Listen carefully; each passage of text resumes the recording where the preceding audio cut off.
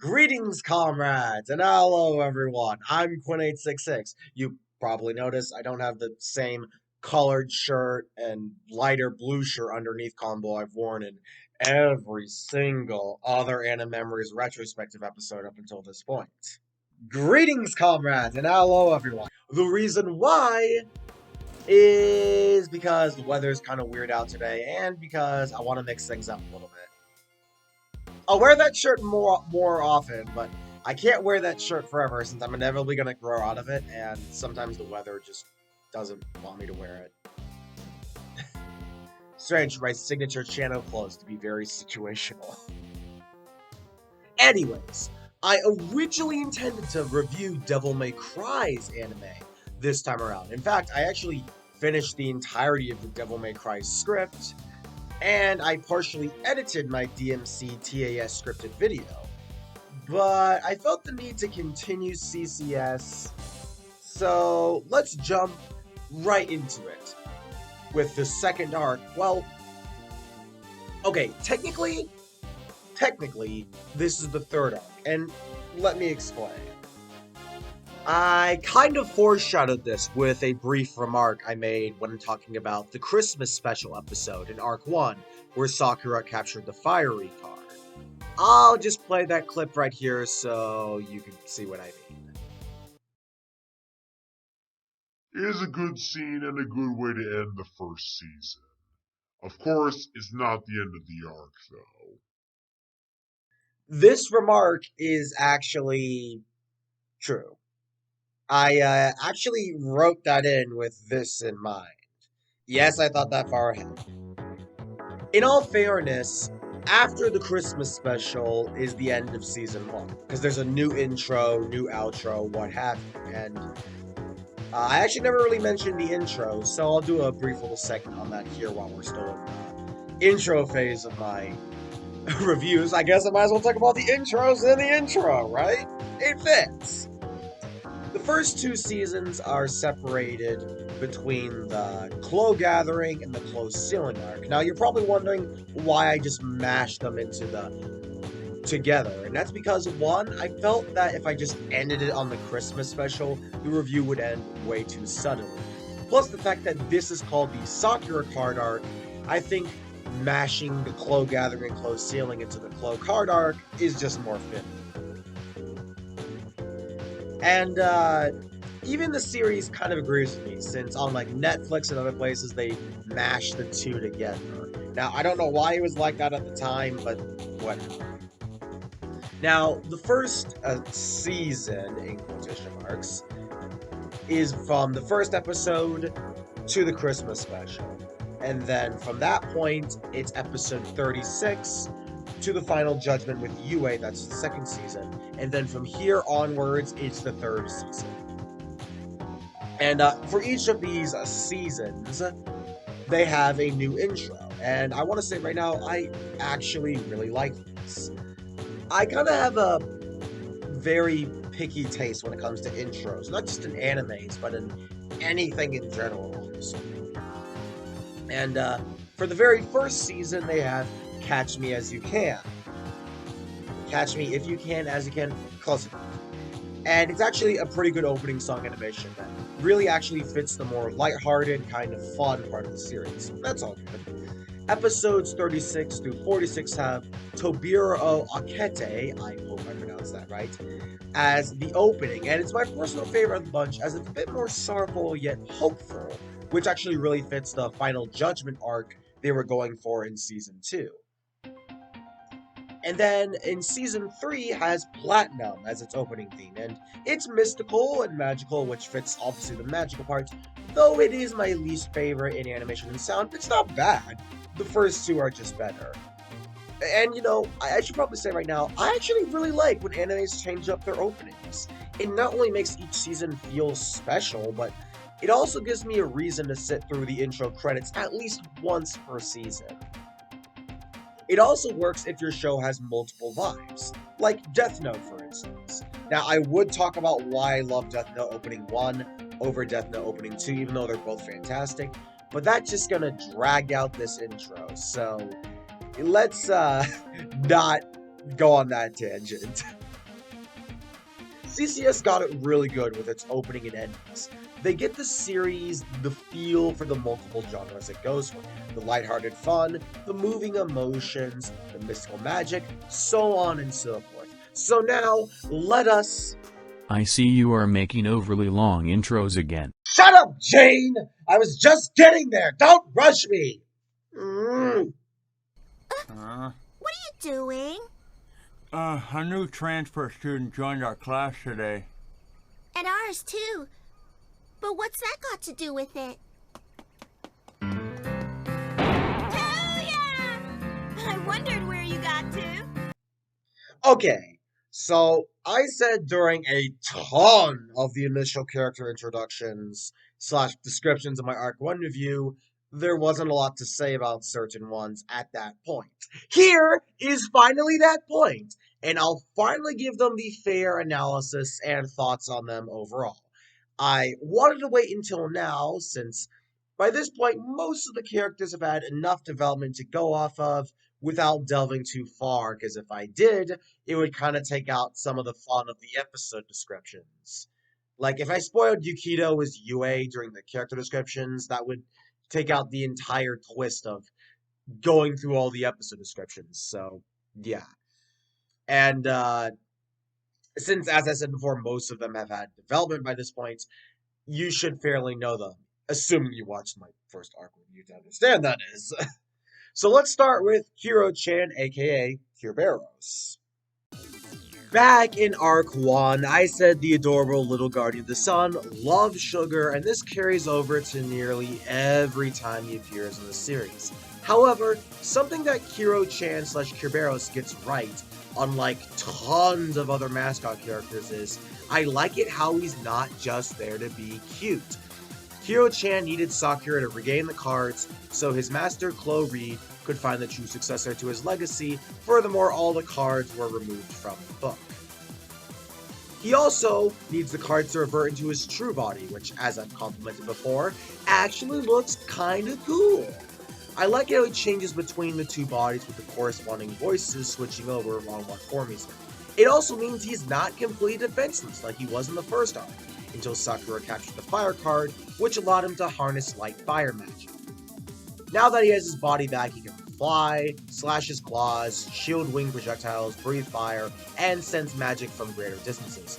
His character arc was mostly concluded in the first arc, but he gets some more moments here, which is nice, especially considering he's in his true body and he'll be a little bit more useful in combat. I really think he's a very effective mascot in anime. Typically, mascots are there just to provide comic relief or act as guides slash messengers to the heroes who work for them. Yeah, I'm looking at you, Luna from Sailor Moon! Heck, the same thing can be said for Jerusha and Aizaku in Wild Arms Twilight Venom. Don't call me that name! Jeez, sorry, Isaac. I didn't know you were so sensitive about that. But Kiro is a really, really well-written mascot character, and I barely say that in anime. Even in some of my favorite animes, the mascots are just kind of there to be mascots, not much else. But here, Kiro has story significance, is useful, and yes, I did, say something about the mascots being story significant in White Arms TV, but that was so minimal. Here, this story was made with this in mind. I mean, can you think of any other anime mascot that's as useful that is not a Pokemon, or Digimon, or Yu-Gi-Oh card, or whatever? I mean, it's actually really refreshing.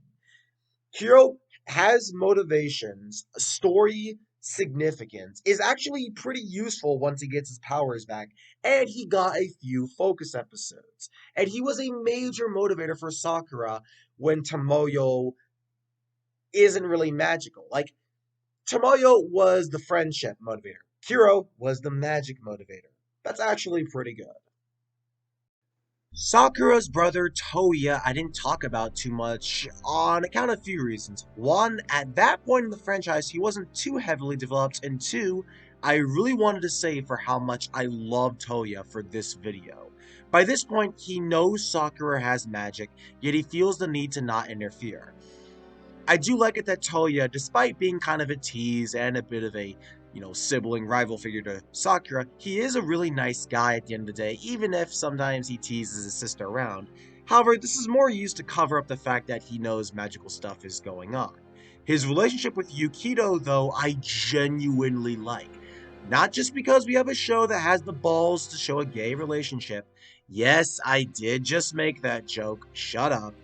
But because it feels legit. It's not kinky, doesn't directly correlate with sexual stuff, it's both friendly while being romantic, and it's just very, very believable. Furthermore, it's canonically true.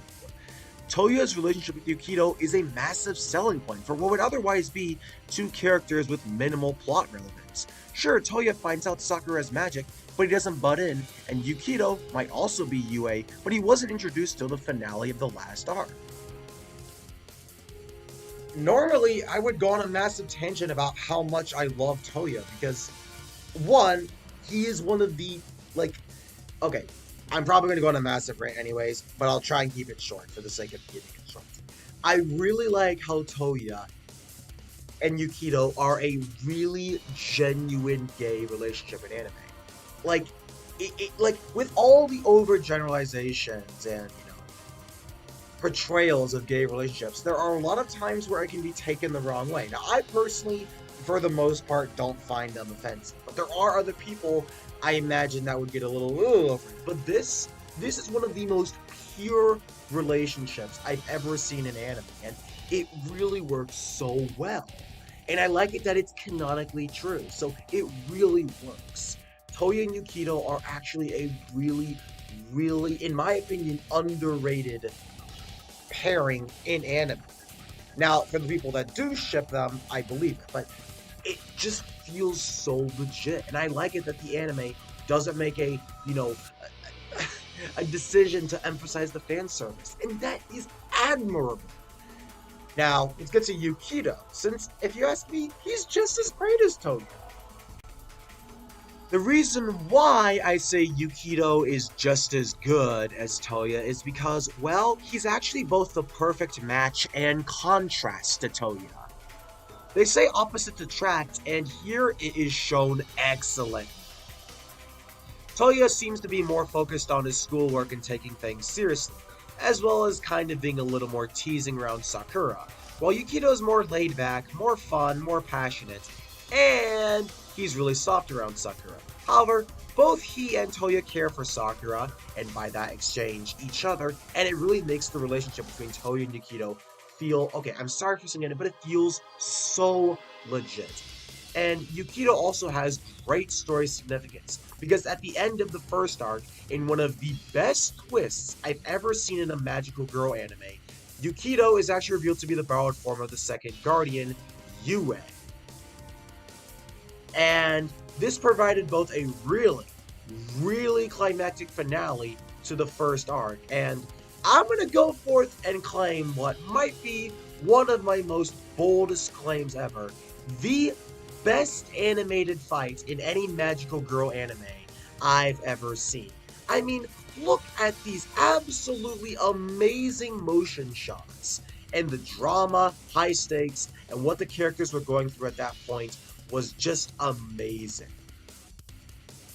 Now, I like it how he still hangs around Sakura though. He doesn't exactly like Sakura per se, but he trusts her enough now that he knows Sakura won't taint Chloe's legacy as the new master. Plus, his Silver Angel design is just so cool. He was also quite a powerhouse, putting Sakura in one of her most desperate situations yet. I do like how the series is bringing more fighters into the fray of magic combat. Before, it was only Sakura and Sharan, with the occasional help of Mei Ling or Kuro. Having Kirberos in his evolved form in UA is a good way to kind of fill in that gap, since Mei Ling, as I said before, moved back to Hong Kong.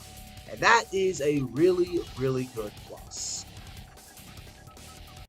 And now, let's move on to Sakura's parents, who I said in my earlier review that I said all I wanted to say about them as characters back then, and that rings true. However, I do want to say how I feel about them, since I didn't really say how I felt about them. I kind of felt like me not saying much about them as characters may have implied I had a negative outlook, but I really don't. I just didn't really know how to phrase how I felt about them at that point. So let's do that now. I do want to apologize for the very rushed descriptions I gave of Fujikara, Nadeshiko, and Mikasa, Sakura's father, mother, and grandfather respectively. I want to say right now, I don't think negatively of them at all. They're simple, sure, but really that's kind of what the parents in a magical girl anime need to be. However, despite being very simplistic, they are pivotal for some of the most emotional scenes in the entire series. Fujikara is a really nice man, really putting himself in the line of work and overworking himself in some ways just to keep his family up. Yet he proceeds with a passionate smile even though he's working himself to the bone. Sakura's mother Nadeshiko might be gone, but she appears in angel form for some really interesting scenes. And I like it how Toya can actually see Nadeshiko as well. And he even talks to her, which is also another good touch. And her grandfather Masaki? Oh my god. Makasi might just be one of the best old man characters ever written into any anime, period. Now, he's obviously not as badass as Netero from Hunter x Hunter, or Zeno from Hunter x Hunter, or any of the other really good old man characters in anime. But Makasi is a legit character that I feel so bad for, but also so happy for at the same time. I mean, the episode that focused around him in Arc 1 was one of the most emotional filler episodes I've ever seen, and one of the best filler episodes I've seen, period. Makasi also, still to this day, has not revealed to Sakura that he is her grandfather. And you might wonder why, and that's because, well, Makasi didn't really know what to think about Nadeshiko marrying Fujikara. He was a bit against it, but slowly he comes to terms to realizing it. And even though she's gone, he realized this is what Nadeshiko wanted. And Makasi's episode in Arc 1 was really moving. And later on during this arc, there is a scene with all three family members that legit made me cry, which I don't say often for anime. There are scenes that make me teary, but nothing that makes me outright cry that easily. And that's a special, ridiculous up for this anime. And sure, you could argue the Kinomoto family not really knowing each other, especially Sakura not knowing that Tomoyo is technically one of her cousins, and Sonomi, her aunt, would also be an aunt, even though they don't know this. But it's because Nadeshiko kind of distanced herself from her family when Makasi, the grandfather, wasn't really sure if she should marry Fujikara. Fujikara was a college professor at the time, and Nadeshiko was one of his students. And that already is kind of rocky, but it's a lot better than trying to marry or get romantically involved with your high school teacher. Let's be real here. But I like it how Makasi slowly comes to realize that Nadeshiko was happy. Even though she's gone, he should salvage what he has left and try and make peace with the rest of the family. And I really like this. And overall, the family members, yes, they're very simplistic. But honestly, what family members are overly complicated magical girl animes? I mean, Usagi's parents were barely there. So I think that's saying something. And now let's move on to Chloe Reed himself. And, if you saw my old review, you probably noticed I didn't include him in the more descriptive section of the characters. And I did this intentionally. I'm going to be 100% honest with Chloe Reed. Despite being a very important figure for the magic in this series, he himself isn't really anything that special. And that's fine. Chloe Reed was more used as a plot device to explain what the magic was, why it's doing what it's doing, and why magic even exists in this universe in the first place. And really though, that's all fine. I mean, he had almost nothing to go off of in the first arc until Kiro began talking about him midway through, as well as Yue. And much like Yue when we saw him after the final judgment, Chloe Reed is the sorcerer who invented the Clo cards and trained Miyazuki in addition to creating Kerberos and Yue. He is very powerful, yet he passed into another realm.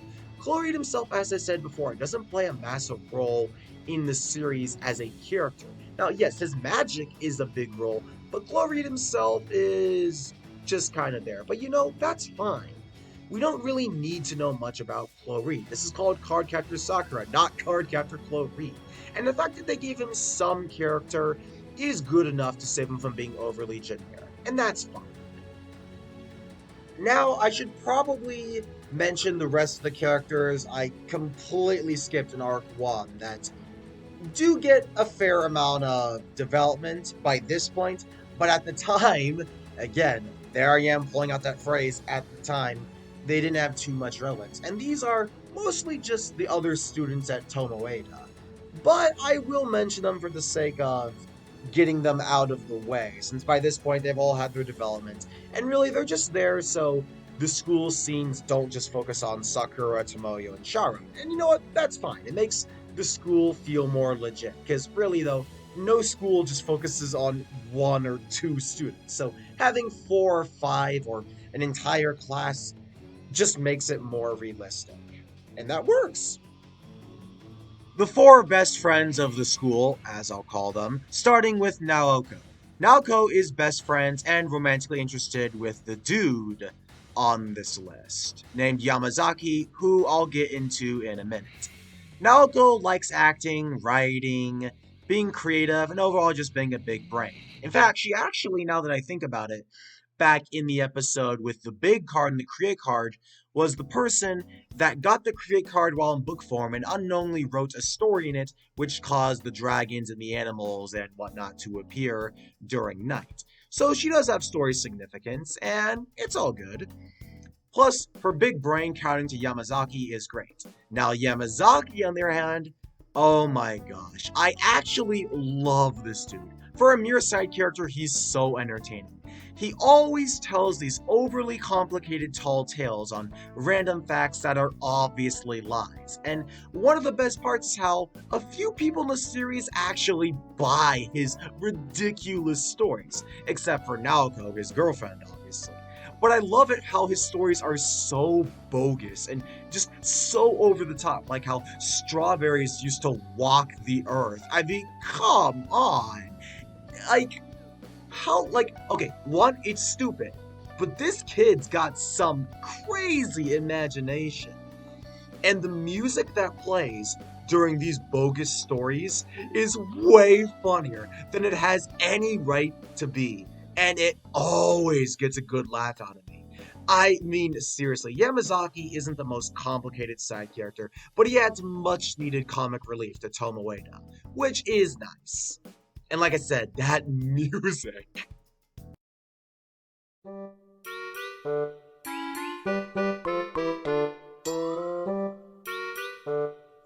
The second you hear this music, you know Yamazaki's gonna go on and on. Next in the 4 best friends is Rika, and you might actually find her familiar because, well, she is. She was the girl that got possessed by the sword card in episode 9, and has feelings for her teacher Tarada, which is kinda weird. It's obviously not gonna blossom. It is cute to see her idolize Tarada, the final of the 4 best friends, but it was a little too weird for my liking. I mean, I get it, this was early anime and origin in Japan, but it definitely doesn't hold up too highly in today's regards. Although, it is revealed Tarada has a niece, so he obviously has family, and Rika obviously knows this, so I think it's more of just a idolizing and really being latching onto a teacher you find is really fun. I mean, I latch onto my 5th grade teacher, Mr. Stanowicz, so I'll buy that, though the romantic part of it is a bit weird, I'll admit. Okay, now with all of the pre-established characters, we can finally cover the new characters. They are amazing. Starting with the new transfer student from England. I like it how there's different representation in Japan, whether it be the Chinese, the English, the Japanese themselves, and the French for that one character. I don't remember who. It might have been the shopkeeper back in episode 5, but I don't remember. Anyways, meet Ariel Hiragazawa. I love this dude. You can probably tell by these shots and his outfit right here that he has magical capabilities, which he does. He essentially acts as the new magic person, similar to how Xiaoran then Mei Ling came to Tomoeda. Though the claw cards were already captured and Sakura has already been dubbed the master, so why is he here? Well, regardless of the fact, he acts very mature, has a tendency to make Xiaoran jealous, is very wise, and seems to know what he's doing with unshakable confidence. He's also very charismatic as well. And this is why Ariel makes an excellent villain. Yes, you heard me correctly. I'm not waiting on this one, guys. Ariel serves as our main villain, and he's so good. To be fair, they show he's up to shady stuff literally the instant the first episode starts up after the intro. On one hand, this makes his reveal of a villain really weak, but honestly, I'm not too mad about it. I'm actually fine with it. It means we'll have a looming threat we know and can see, which makes him a more effective villain than Yue, who I gave compliments for being powerful and being a good final battle, but Yue was more of just an antagonistic roadblock and the final obstacle during the final judgment of Arc 1. As much as I love Yue, Ariel makes his villainous actions and appearances way better and more evil at the cost of no reveal, but honestly, that's a good trade. The way he cleverly lies to cover up his involvement while blending in with the other students at Tomoeda Junior High is so smart, since Shaoran is the only one to suspect him, yet Ariel, given his charisma, has Sakura, Tomoyo, and all the other students wrapped around his little finger. Therefore, Shaoran doesn't dare to try and break the truth, since he'd look like a fool making accusations with no evidence. Ariel's two music tracks are also fantastic. His main theme starts out with this kind of whimsical violin, which actually really fits his, England transfer student vibe he goes for. And it also kind of goes into a more mysterious violin bit in the middle, hinting there's more to him. And it fits really well.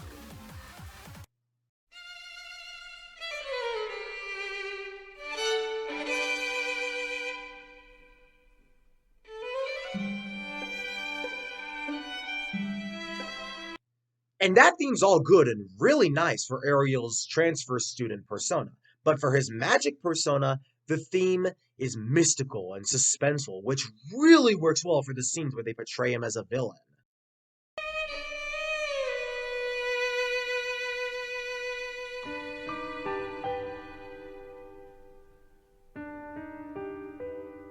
All in all, Ariel nicely fills in the gap for the villain that the first arc and the rest of the series kind of lacked up until this point. And I will say yes, there were antagonists and there were threats and stakes in the earlier seasons. And even the first movie, there was a villain there, technically speaking. But, with the cards, Sakura versus Shaman and Mei Ling when they were rivals, Miyuzuki, Yue, and Madoshi, I think that's the name of the sorceress villain in the first movie, they were all threats, but none of them were exactly, villains. Madoshi maybe, but still, I digress. And I actually really appreciate this. Yes, the lack of reveal of Ariel being a villain is kind of stupid, but it's a small price to pay when he is a much better villain than Yue, so I'm all for him. Having no reveal is a very small price to pay, so it's all good. Now let's move on to the other two new characters, who are the Guardians of Ariel. The first of Ariel's two guardians is Nakaru Akazuki, aka Ruby Moon. Much like Yukido Tsukashiro / Yue, she has a borrowed form in the name of a human, obviously Nakaru Akazuki, while her true form is called Ruby Moon. However, unlike Yukido / Yue, she remembers both sides' memories, so she doesn't have to deal with the whole, oh, I fell asleep, what happened, I transformed, blah blah blah.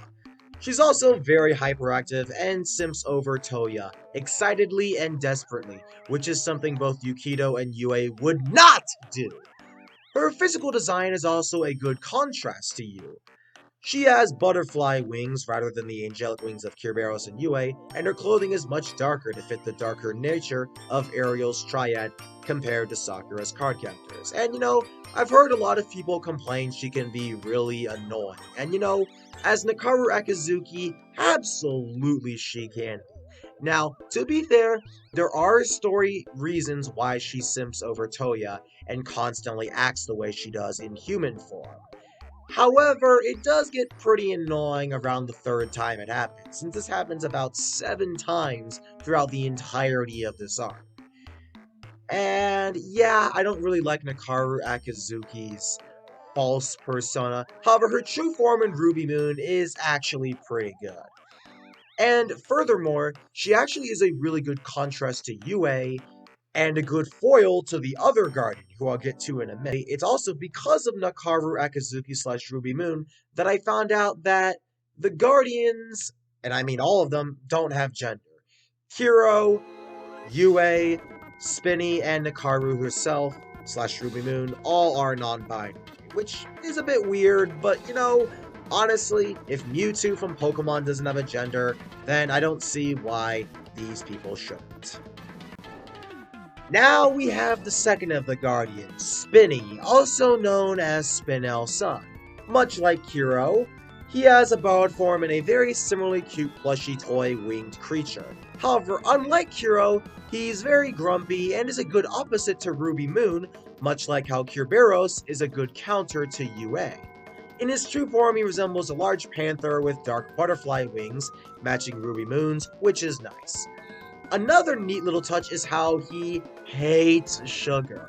Unlike Hiro-chan, who gets all happy, giddy, and powered up by sugar, as well as giving him more energy, supposedly, Spinny, on the other hand, oh man. In one of the series' admittedly most funny episodes, Spinny, when eating sugar, goes completely bonkers, even more so than Hiro-chan. He becomes a hyperactive doof who eats all the sweets and loses his sense of reason. He essentially gets drunk on sugar, if that's the way of putting it. It's a nice touch of comedy to what would otherwise be an overly serious, grouchy plush panther.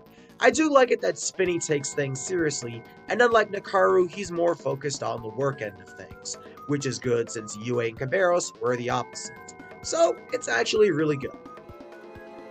And I will admit the butterfly wings is actually a really nice contrast to the angel wings that Kerberos has.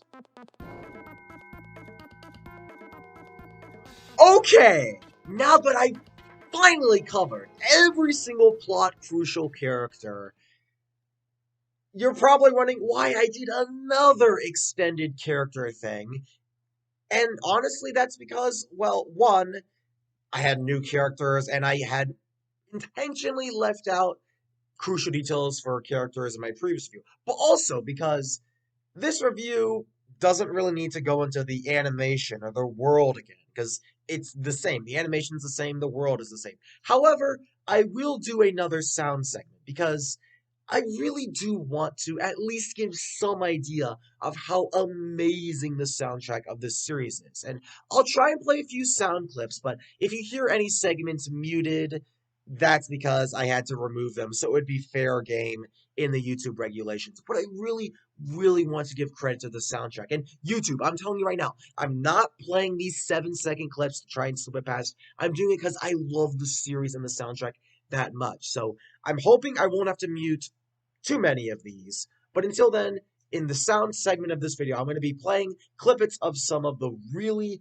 really big highlights of this phenomenal soundtrack.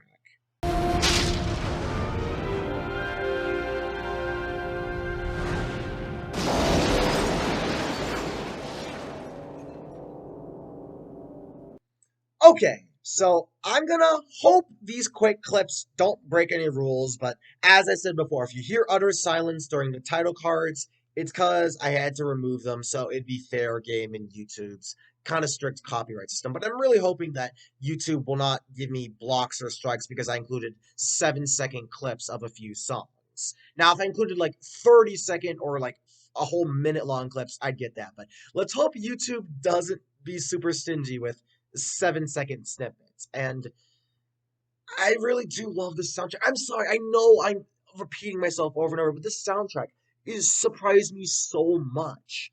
I mean, I said it before, how the music has so many genres that fits, even for genres that aren't exactly in the anime. I mean, some tracks here are so atmospheric, that I probably couldn't tell they were from a magical girl anime if I hadn't watched or listened to this beforehand. Like the suspense theme, for instance.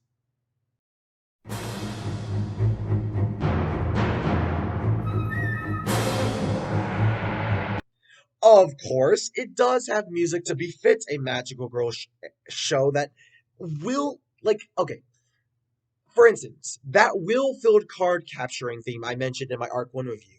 I love these themes. They encapsulate the action nicely while not feeling out of place. Like, you wouldn't think a magical anime have a revving rock guitar. But it has this magical and hopeful feeling that really fits, and I like that.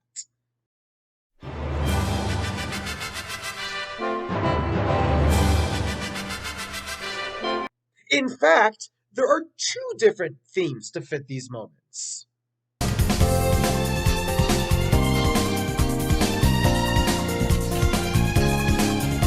And now that I think about it, there's a third one for the higher stakes moments, where Sakura starts winning or turning the tides in a difficult encounter.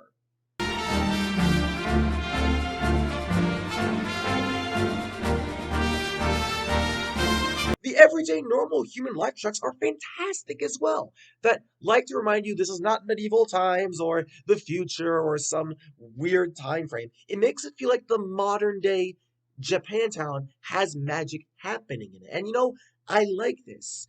It makes it feel like it's actually the real world, even though it's obviously not. And I know I complained saying Tomato wasn't the most interesting world, but this music actually really fits it realistically well.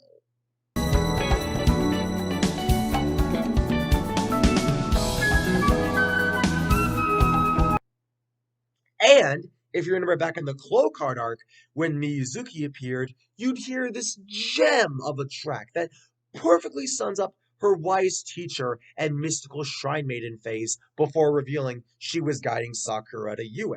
It also fits the unease of that point as the viewer, since you don't really know to trust Kaho Miyazuki or not.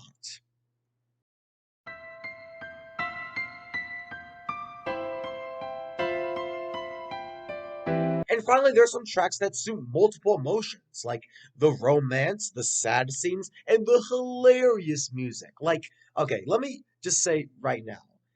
Remember in episode 15, the one where it was Kiro's first focus episode, I said it wasn't that good. In all fairness, there was one good scene, one good moment for Kiro, in all fairness. And that was when Kiro eats chocolate covered alcohol and gets drunk. And the music that accompanies this, oh, it's so good.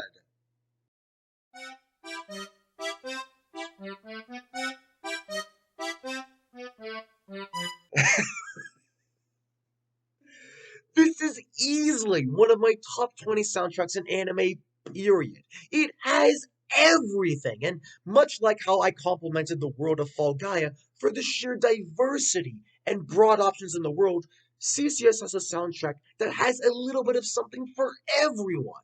Plus, isn't it really surprising for a magical girl anime of all things to have this great of a soundtrack? I mean, as a 21-year-old stubborn man, I can't deny it is excellently composed. And the intro of my Arc 1 review states that I went into this series with low expectations, with prior knowledge of other magical girl animes I had seen. And I'm gonna be honest, I went into this series with the intention of making fun of it, telling jokes, saying it's just Sailor Moon rehashed with a younger character, but I never even considered it would blow my mind. And I wasn't the target audience again, but I did latch onto it. And CCS opened my eyes to trying out anime genres that I might not exactly like, but giving them a fair chance. And I owe CCS that. Again, I went into this series with the intention of saying how bad or cringe or whatever it was, but it surprised me. What other show can I say that for? And you know what? I know that I'm really praising the hell out of CCS, but I will admit CCS is not perfect. I mean, that first arc, as great as the finale was, the pacing was not great. I'll admit, the pacing of the first arc was really, like, it wasn't the worst thing ever. It was okay, but I will admit other Magical Girl anime arcs had better pacing. Now, with that said and out of the way, we don't need to cover the animation or world again. And I finally sobered up and tried to talk about the phenomenal music. So let's get right into the story slash episode slash pacing now. Oh, and one more thing before we get into the episode slash pacing. There's going to be massive spoilers. Though you probably watched my first review, and you probably only watch my reviews if you have seen the franchise for yourself. So, spoilers as always, but since we have the new characters, Kirberos, Yue, Naoko, Yamazaki, Rika, Tarada, Makasi, Ariel, Spinny slash Spinel Sun, Nakaru slash Ruby Moon, so on and so forth, I do want to say that as characters, they're all really good. There's no what I'd call outright bad characters in Cardcaptor Sakura. I think all of them do what they're supposed to, and none of them outstay their welcome. And there's a reason why I say this, because in Arc 2, this arc, I'm gonna be honest, there's almost no bad episodes. I'll go into why. I mean, there's obviously episodes I favor over others, but there's no episode in the entirety of this arc I would call outright bad. I'd rewatch any of them at the drop of a hat, so I think that's saying something. Now, not all of them are 10s out of 10s, but they're all passable, and they're all fairly consistent in their quality, and that's really good. But yeah, with the new characters I had previously mentioned being introduced in this arc, it really does add a lot more spice that the first arc kind of lacked. So, now we can finally tackle the episodes. Key that conceals the powers of darkness, reveal your true nature to me. By my power, I command you. Release! Before we get into the episode descriptions, I just want to do a little more stalling, I mean a brief outline of what's happened so far and where the story is at. By this point, Sakura has captured all of the clone cards. Yue is still living on inside of Yukido, who is unable to remember Yue's memories, which is a bit cliche, I'll admit, but whatever. Kirberos is still with Sakura in his borrowed form. Kiro-chan, Shaoran is still in Tomoeda with Wang Wei. Mei Ling moved back to Hong Kong. And now that Sakura completed the final judgment, Kaho Miyuzuki moved back to England before giving a heartfelt farewell to the new master of the club.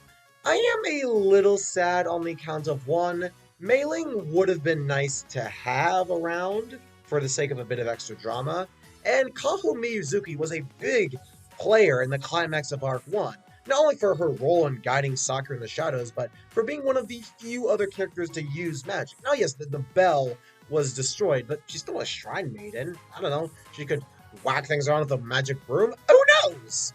But anyways. Here in Arc 2, technically this is Arc 3, but I've already explained that this is Arc 2, and this will be the last time I mention this for a while, I swear! Miyuzuki sadly gets almost no mention or screen time, apart from Sakura writing a few letters from Miyuzuki and her getting them at the end. And she does make an appearance obviously at the very, very end, but it takes a really long time to get there. Though, this does perfectly set up many openings for the opportunity for Sakura and Shaoran's romance to blossom, since only a few episodes into this arc, Yue talks to Shaoran and reveals why he has these strange feelings around Yukido. Initially, and we've seen this multiple times in the cute little animations in the earlier episodes, every time Yukido and Shaoran met eye to eye, Shaoran kind of just doofed and went into a daze because of strange feelings. Shaoran Lee wasn't really sure how to handle this, and he took it as a crush. When really, Yue reveals it was his strong internal magic reacting to the hidden magic in Yukido before Yue was unleashed. And Yukido and Yue also reveal he and Toya are together, so it's canonically true, no question. So this finally has Sakura and Shaoran see one another in a romantic light. The very first episode has Sakura talking with Kyo-chan in a room, and now we can finally start the episode descriptions. Wow. That took you long enough. How much more stalling can you get out of this? God damn it, Jane, stop rushing me! Alrighty then. Episode 47. New intro, same series, same spiel. Episode 47 has Ariel's triad appear in the shadows during the very same time Sakura and Kuro-chan were talking right after the opening.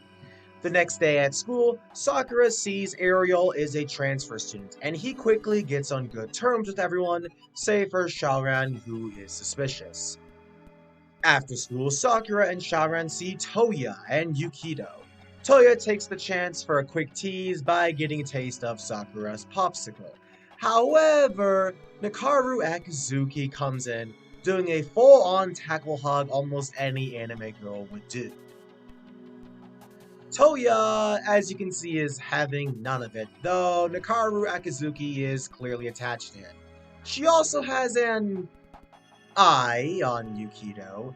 She also does this whole cutely cat cheek rub on Sakura, which I'll admit got a chuckle out of me, but Nakaru Akizuki is still Nakaru Akizuki. As she walks off, the gang all go home. Then, all of a sudden, it begins to downpour exclusively in Tomoeda, prompting Sakura and Kuro to believe some sort of magic outside of the Clo cards is causing this. Calling over Tomoyo, who is excited for Sakura to go back into action, not only letting her try on the cute clothes she made, but so she can film her hero in action once again. Duh, Tomoyo's so cute! They go to Penguin Park alongside Kuro-chan, who goes back into his true form, Kerberos. They encounter a mystical torrent of water. However, Sakura's ki does not turn into the staff when she is unable to use the Clo cards, prompting her to retreat. The episode then ends, very swiftly showing Ariel in the darkness with his magical guard. And you know what? For the first episode, I liked it.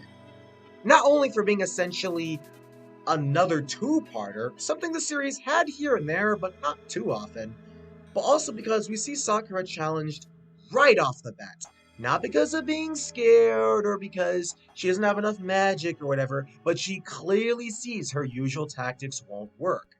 By this point, she's gained enough confidence to not instantly flail and panic at the sight of every type of magic. So having a more dangerous opposition right at the start makes for a good opening. Episode 48 continues nicely off of the loose ends in the previous part. It has Sakura speaking with Toya back home. Kiro suggests getting input from Yue. However, Sakura would need a good excuse to get him over to her house without Toya being suspicious. He clearly knows what's going on, yet he plays along, not hinting his involvement in the fact that he knows. Later that day at school, Ariel gives Sakura a flower, which has Shaoran jealous as Sakura is obviously blushing, not quite sure how to handle it. We also see more reason to ship Toya and Yukido. Thank you, anime. I really appreciate the fact that you're not shying away from this. Toya, knowing Yue is another part of Yukido, tries to bring it up, but Nakaru comes in to surprise the bunch with the full-on tackle hug, interrupting Toya. So, essentially, she interrupted him, and given the fact they were delivering papers from the printer, Toya and Yukido are gonna have to wait for another time to reveal the truth. Later that day, Yukido comes over and transforms into Yue in Sakura's room, as they talk regarding what's going on and why the new key won't transform into the staff. Yue agrees something is definitely up, and decides to accompany the park, water torrent thing to see what's going on. So the group, save for Shaoran Li, go there. The torrent of rain forms again. Yue and Kerberos find the magical wavelength very familiar, and they try to get Sakura's ki to transform, yet it still will not work. Yue and Kerberos try to fend off the torrent themselves, but in a great turn of events, Yue and Kerberos get trapped inside of the water, slowly drowning, and even Tomoyo herself. I mean, holy shit! I mean, I understand wanting to fend off Kerberos and Yue since they have magical power, but this water turn goes and tries to drown a completely innocent little girl trying to video film her hero. I mean, damn. Furthermore, it's actually really tense, as UA was a powerhouse in the finale of Arc 1, and seeing him get drowned in a torrent of water is actually really good. We see UA get his ass kicked, and this is actually, it might sound like something that will affect his badassness, but it works because it makes UA not this all-powerful being. Same thing with Kerberos. That is how you open up a magical threat, you guys. It's not the darkest thing in execution or the way they show up, but in concept, it's amazing. Sakura too gets caught up in the water, almost drowning, until Chloe reads words back from the final judgment echo in her head. Remember, Chloe Reed said, the new key staff is composed of energy from your own star, rather than the sun and moon I used. Sakura pieces together that the incantation she used back with the key staff in Arc 1 referred to the power of darkness. She pieces together this probably means the light/shadow Chloe Reed used when using the sun and moon. So Sakura tries a new incantation using her opening statement with the words, my star's power, and this allows her to transform the staff into the key and use the Chloe cards again. She tries to use a card, but it just doesn't seem powerful. Then Sakura, in a last-ditch effort, thinks if the staff needed new incantation or power, the cards might need them too. So using her magical power, she infuses the staff's energy into the fiery card, making it change color palettes and strengthen it to the point it evaporates the water torrent instantaneously. Personally speaking, I'm surprised the fire card was used this way since, water puts out fire. But they creatively tied this into the lore, considering the fiery card is under the sun's jurisdiction. Therefore, it would have powers much like the sun, which could evaporate some weather. Now that the storm has stopped, Sakura gets Kerberos, UA, and Tomoyo to safety. However, she does fall asleep from exhaustion. Then we see three figures mysteriously watch from the distance, and that was episodes 47 and 48, an excellent two-parter to open up the new arc. I said before, the first arc of episode 1 was actually really good, but they topped this with an even better first episode, split into two parts, and it just works so well. New characters getting introduced, old characters getting some massive changes in planning, and it nails what the second arc goes for. All in all, this is easily one of the best intro episodes I've seen for a magical girl anime arc, period. Yeah, I've seen plenty of other magical girl anime arcs, and their openings are pretty hit or miss. Like, Sailor Moon Classic had a slow start with Usagi flailing around recklessly like a coward, though that is understandable since it's the first arc and she was getting her new powers. Furthermore, it's early anime, so anime hadn't really been defined at that time. Sailor Moon R was a bit faster, but held down by the memory loss cliche for the first season's climax carrying over. Sailor Moon S was good though, since Rei got Village of the Silence's evil magic, which worked for the darker tone of S. Sailor Moon Super S actually, in my opinion, had the best open.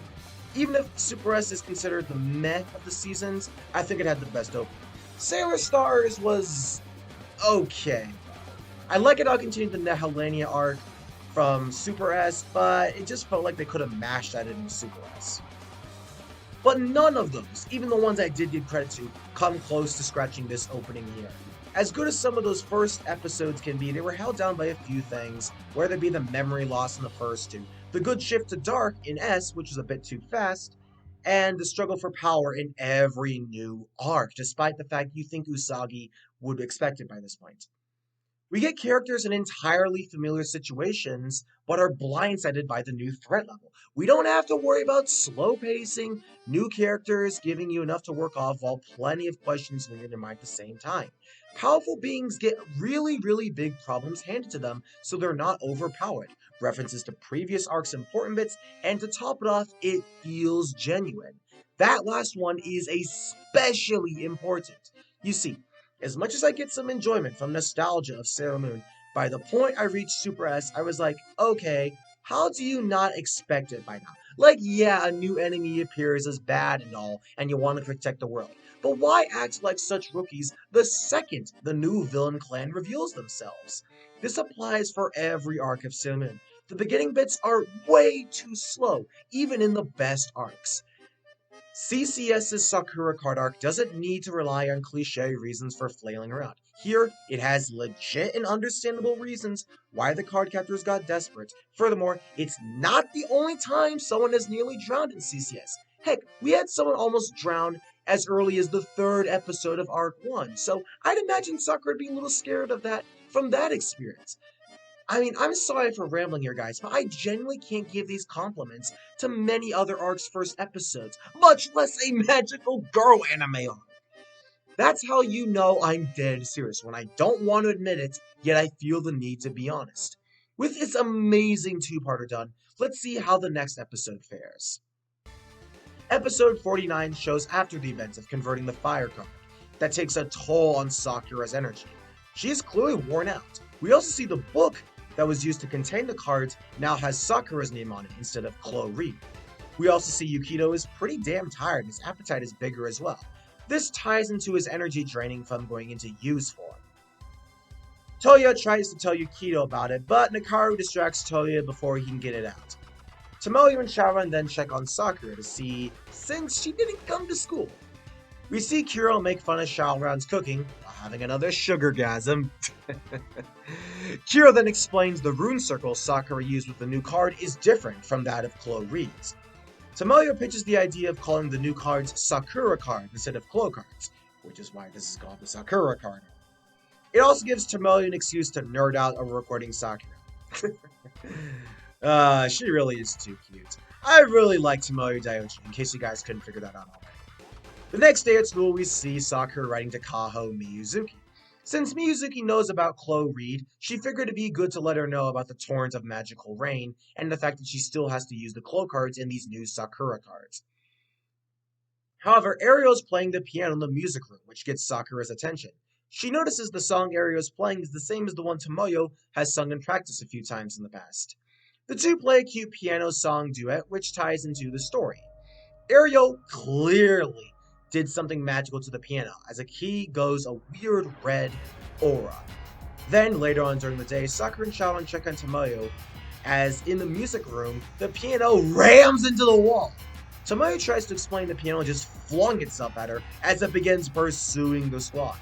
Shaoran attempts to break the piano using his elemental talismans, which is good since Shaoran can't use the card now that Sakura's been dubbed a master, but he can still harness slight elemental magic through the talismans and his sword if need be, so he's not useless.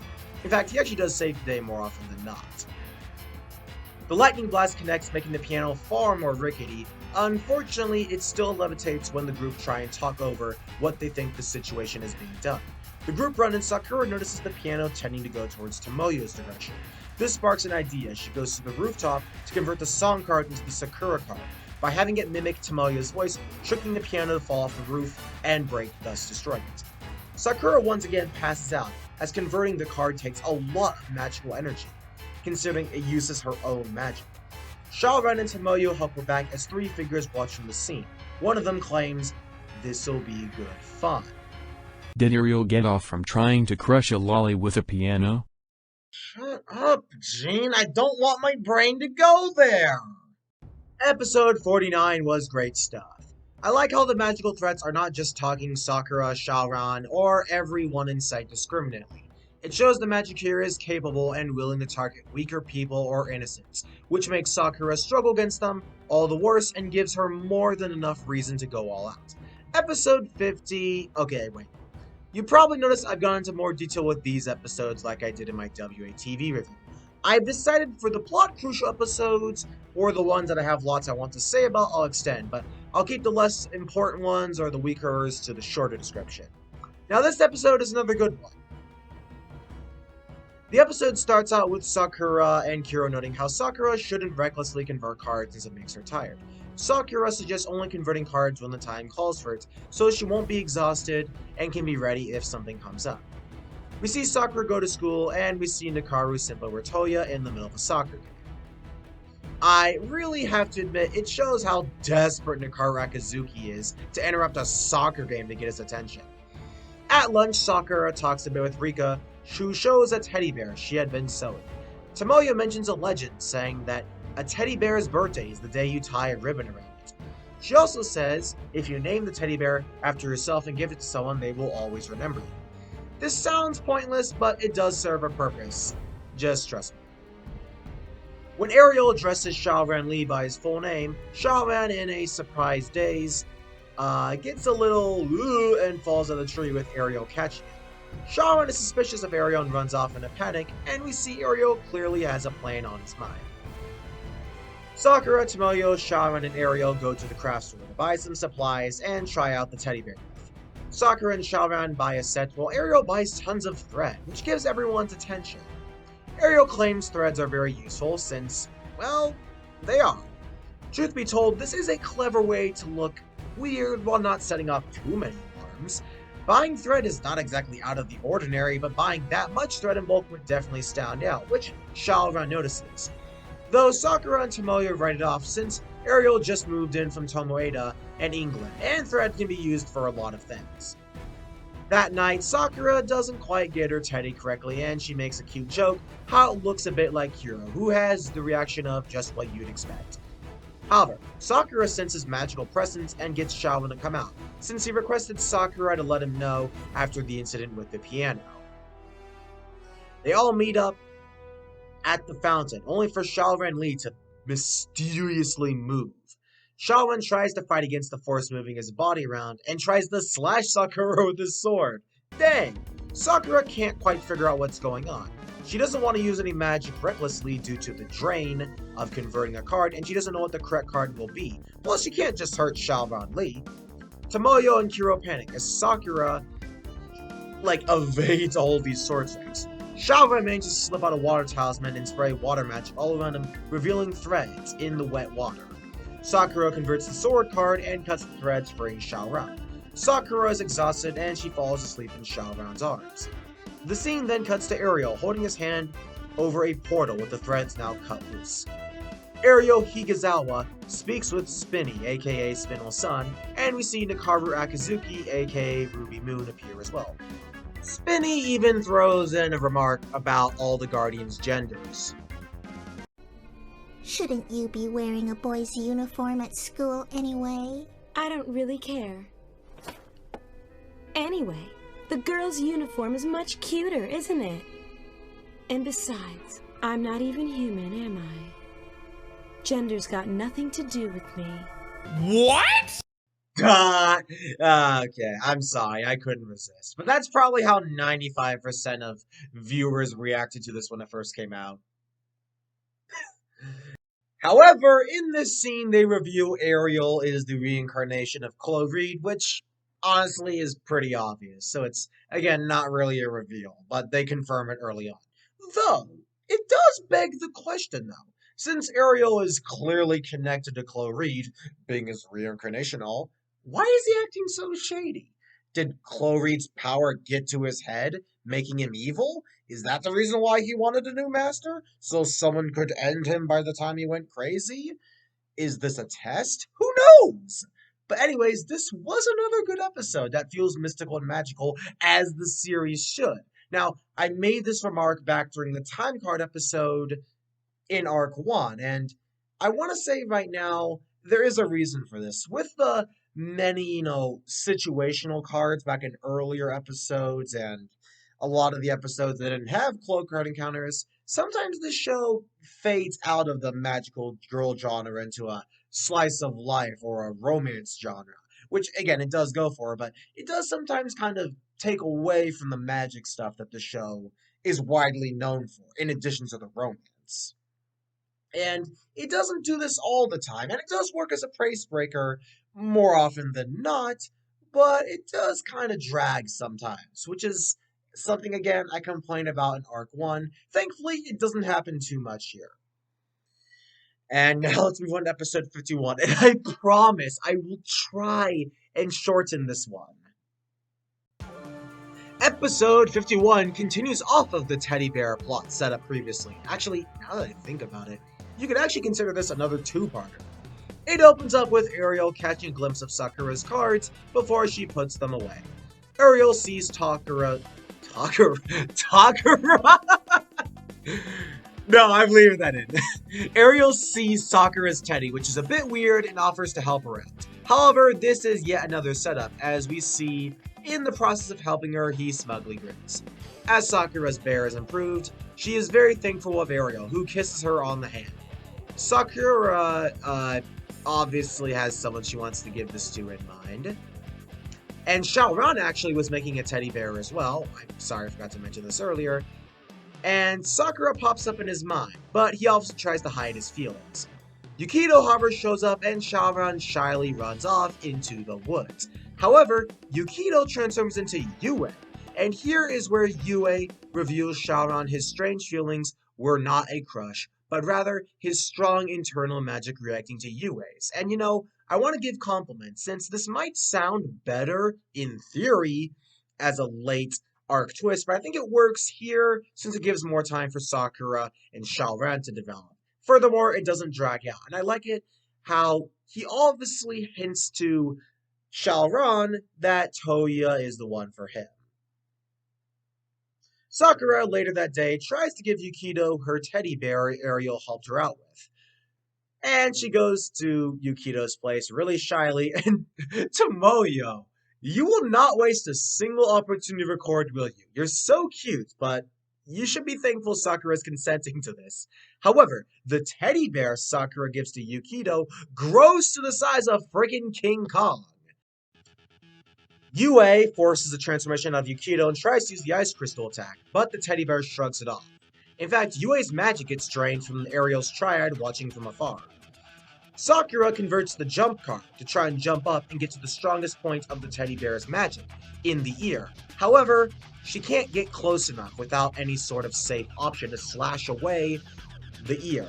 However, she wants to convert the fly card. In order to do this though, she would need to use her staff, which is both the sword and the flying staff. However, when she converts the card, it allows wings to grow, which is a pretty good upgrade actually, since this way she can both fight and fly.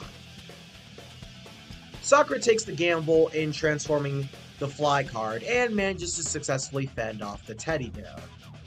As the bear shrinks back down, a strange cloth with a magical circle drops down as Kerberos and Yue find it familiar. This was another fun one, especially for being an early arc episode. It did put Yue back into the fray, who put up more of a fight than he did in the Water Torrent fight, but he still got his ass handed to him. I like this. Yue was already a badass as is, but it's nice to see he's not as unstoppable as they portrayed him. It also shows that Sakura is starting to get more used to converting multiple Sakura cards. And, you know, for an early arc episode, it was good, and it did capitalize okay enough off of the previous episode. This is one of the more competent two-parters in the series. Nothing special, but not bad by any means. On to episode 52 now. Sakura is in class, feeling sleepy while reading a book about sheep. We see Yukito is strangely tired as well. Toya and Yukito get close again, with the former trying to tell the other about his hidden magical form, but once again, friggin' Nakaru Akizuki interrupts at the most convenient moment. Toya, however, begins questioning Nakaru on her strangely specific timing of these interruptions. Nakaru manages to convince Toya to write it off. However, Nakaru then, as Toya walks off, tells Yukito to stay out of her way. I'm actually surprised Yukito doesn't quite pick up on this, but whatever. Anyways, later that day, Sakura invites Yukito over so Kerberos can talk with Yue. Yue reveals Yukito has been feeling tired and eating more because he isn't gaining enough magic. Kerberos can rely solely on his own magic to live, but Yue needs a magical presence strong enough to keep him alive. He gets his strength from Toya, but since Nakaru keeps interrupting him, he isn't getting the energy he needs. He also reveals to Kiro, but not Sakura, that if Yukito loses more energy, both he and Yue would vanish permanently. The reason why they do this is so they don't have Sakura panic and feel responsible while having to deal with the stress of converting all the Sakura cards. Anyways, Xiaoran calls as they get some strange mystical energy at Penguin Park. Sakura goes there to see the giant penguin slide has shifted, revealing a large cavern underneath its previous location. Sakura goes down and gets trapped, only for tons of stuffed sheep to rain on her. I guess having too many pillows on you can suffocate you, so she converts the erase cards to get out and unwedge herself from the many stuffed sheep. Ariel and Spindle-san talk off to the side, saying how interesting Sakura really is. An okay slow-paced episode that does this better than many of the other arcs' attempts at this. It's a quick, short one, not too bad, not too good, but just okay, and that's all I can ask for. Again, no episode in this arc is outright bad. All of them are either great or passable, and that's all I can ask for. Now let's move on to episode 53, which is a great episode, and I will have to go on a little bit longer about this episode for a pretty good reason. It starts out on a weekend with Sakura doing some yard work. Ariel just happens to pass by with some groceries and offers to give her a hand. Ariel meets Fujikara and gets on good terms with him. Ariel also, when helping Sakura sweep, moves Toya's bike. Of course, when he held on to Toya's bike, he infused it with some magical energy. Later, during dinner, Toya comes home to grab something. He notices magical aura emitting from his bike. He tries to ask Sakura indirectly about it by just asking if she moved his bike, to not raise any alarms. Sakura mentions Ariel did when sweeping, as he covers the suspicion with a quick tease, while swiping a bit of shrimp from Sakura's dinner plate. Of course, he calls Sakura the little monster nickname that she hates so much, which is cute. Another time, Toya got the better end of the rivalry. I've said it before, I love how it's not lopsided. Both Sakura and Toya get their better moments of these scuffles. As Sakura goes back up to her room, Kuro has a quick sugargasm over pudding. However, he then says the glow cards that haven't been converted are weakening, and if Sakura doesn't convert the glow cards, they might lose their magic. This causes Sakura to panic and transform like 6 cards at once. I also appreciate her converting the most situational ones, like Lock, Voice, Libra, one that was converted off screen for some reason, Change, and Sweet. Thank God! This means we won't have to deal with situational cards being transformed, thus artificially lengthening the arc. Plus, wouldn't it be stupid to have Sakura convert the voice card after having an episode focus on the song card, or having Ariel come up with a stupid plan for her to convert the sweet card? This is both an excellent setup for episodes with actual stakes and a good excuse to get the situational cards converted early. Plus, they provide a perfect reason why Sakura would panic and try and convert a bunch so they don't lose their potency.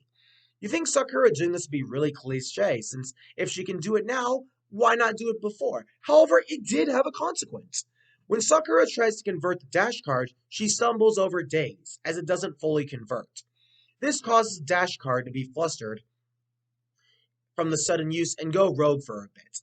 It latches onto Toya's bike, which had Ariel's magical aura pouring out of it. The dash card fused with Toya's bike, however, begins making a run for it. Sakura, setting a call to Shalvan, asks for his help and chases after the out-of-control bike. She tries to convert Windy to make a binding of wind to stop the bike, but it's too fast. Kuro shuns Sakura for trying to convert the Windy card, especially after converting like 6 cards in addition to physically chasing it on roller skates. Kiro's blabbering manages to keep Sakura awake enough to keep going. It also gives her a chance to call Shalvan and Tomoyo, allowing her to slow down and regain some stamina. Shalvan comes on the scene. Sakura, with the last bit of energy, converts the loop card to corner and tire out the dash card.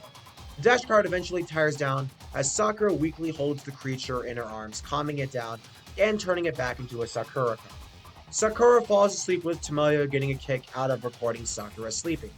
Meanwhile, Ariel watches the scene from afar, clearly amused Sakura managed to convert so many cards. Episode 53 is an excellent episode, one of the best episodes in the entire franchise. I ought to give massive credit to the way they quickly and believably converted most of the situational cards, but there's more to it than that. The screen time in this episode was perfectly used. No scene felt out of place or too bloated or fluffy. The action scene was creative, the comedy was on point with Kiro's sugargasm, Toya's teasing, Sakura calling the others over the phone in the middle of a chase. Furthermore, it has decent story significance, revealing the draining Cloak Card's energy. It shows Toya prying into Sakura's magical business, Fujikara meets Ariel, and we see Sakura's magical conversion limit increasing. This is one of the best episodes in the entire franchise, no question. Now for episode 54, and once again, I do have to apologize. I do have a lot to say about this episode. It has Sakura seeing on the calendar it's her mother Nadeshiko's birthday. Sakura wants to do something nice in the absence of her dead mother, so Toyo suggests doing something she would be proud of. She consults Fujikar, who might think it might be a good idea to bring some gifts over to Nadeshiko's father, Makasi. I mentioned before how Sakura unknowingly met him in episode 16 of Arc 1, which was yet another high contender for the best episodes in the series. Sakura agrees and she prepares some stuff for Toya and Fujikara. Fujikara also manages to convince Sonomi, back from their track race in episode 10, to set aside their differences and help deliver the presents to Makasi, since Fujikara will be at work. I mentioned this very briefly before, but Sonomi is Nadeshiko's sister, and keep in mind, Sonomi is also Tomoyo's mother. Sakura knows none of this. Tomoyo knows none of this. They don't know Sonomi is her aunt, nor do they know that Makasi is her grandfather. And neither does she or Tomoyo know they're actually cousins. Now, this sounds extremely unlikely, but given how the families work in this series, it's very believable. I mean, Sonomi didn't think too highly of Fujikara for Nadeshiko getting in love with her teacher in college. Fujikara, again, was a college professor, and Nadeshiko, one of his students, fell in love with him. Nadeshiko's family wasn't too keen on this even after they got married, so Nadeshiko distanced herself from her family to live in peace with Fujikara. However, when Nadeshiko unfortunately died, her family wasn't sure how to handle her death, since she spent most of the last years with a life distant from her family and truly happy with Fujikara. This leads to an extremely heartwarming scene of Fujikara and Sonomi finally agreeing they should do something that would be nice for Nadeshiko, who would be proud seeing them watching from above, which we can see in angel form. Then, right after that really good scene, we get the most emotionally moving scene in the entire franchise that does not involve Sakura, ironically enough. Fujikara the next day is called out to the park by Makasi, who finally sets his personal opinions aside, and the Kimono family finally make peace, as they both acknowledge their wrongs and rights and vow to stay close in Nadeshiko's absence. Makasi breaks down in tears, much like he did in episode 16, but here it's even better as Fujikara comforts him. This sounds like a generic family resolution setup, and to some extent it can feel that way. However, this episode really nails the emotions in the franchise. Remember when I said I legit cried during this arc? This was the scene that did it. I mean, it totally has been done in other series. I 100% admit that. But here, it feels so genuine, with the characters that feel human, act human, and are human. Many animes make it hard to relate to characters since they have stories that may feel human, but they're not very realistic. And even in the more magical or robo-like animes, it's harder to come across. Here, though, they make the animation and the magic all realistic, so I can relate to nearly every character in the series in some way, shape, or form. I'm not even kidding. Literally, every character has something I see a bit in myself, whether it be big or small. The heroes, the villains, the creatures, the sights, and even the one-episode wonders. I have gotten teary in anime, and it is fairly easy to get me to shed tears, giggle, gasp, growl, or just get invested slightly. However, there are very few animes that have gotten me to fully invest in these emotions, whether it be laughing hard, crying in joy or sadness, yelling at hateable villains, or screaming in horror. There are very few animes or things I watch that get me emotionally invested to that point. The fact that I genuinely cried is a massive accomplishment, which CCS pulled off wonderfully. It might have been because I set my expectations low or whatever, but it doesn't change the fact that it did it and it got me. I mean, do I need to ramble anymore? I've done way too much of that anyways, but let's finish up this episode. Makasi gives Fujikara some gifts in return for Sakura and Toya, since he knows they would be proud as well to receive gifts, as well as Nadeshiko. Fujikara gives them to Sakura and Toya, who gracefully accepts their gifts. Sakura wonders if she can meet Makasi someday. Fujikara says, "I'm sure you will." And that was episode 54, an amazing episode that tops the great emotions already presented in episode 16. I know I said I'd try and keep the episode description short, but this episode was many of the biggest highlights that this franchise gave me. It made me see anime in a whole new light. Again, I went into this anime with the intention of making fun of it, saying it was cheesy, saying it was cringe, yet it completely blindsided me. And as an honest reviewer, I cannot deny I'm genuinely enjoying this series. I mean, furthermore, it not only made me enjoy this series, but it made me want to try other series I might not have given a fair chance. And I'm sorry for sounding like a hypocrite when I keep saying I'll keep the description shorter, but I'm gonna do my best now, okay? God, this review is going left and right. Anyways, episode 55 is very simple. Sakura is reading Alice in Wonderland. Ariel stops and mentions how the book was very heavily inspired and referenced in England. The group all go to the library, for Sakura only to be suddenly sucked into the book. Now Sakura relives through Wonderland and has to escape with many familiar characters playing different roles. We have Ariel as the Cheshire Cat. Okay, that fits, I guess, given his shady nature. Then we have Yukito/Yue as the White Rabbit. Yukito works, but Yue? I don't know. Though, I guess having this really great, big change in dynamic makes sense for the craziness of Wonderland, but still weird. Toya is the Mad Hatter, and he actually does look pretty snazzy in that green suit, plus I'll admit his teasing fits. Shawran is Tweedledee and Tweedledum? Okay, that doesn't really fit, but whatever. Tomoyo is Humpty Dumpty. Okay, wait. Was Humpty Dumpty even in Alice in Wonderland? My memory is a bit hazy on this one.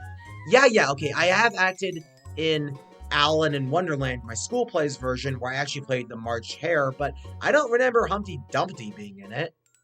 Am I overanalyzing again? Yeah, I am. I'm sorry. And we have Kiro-chan as the Queen of Hearts. Okay, that's both really funny and terrifying. Yeah.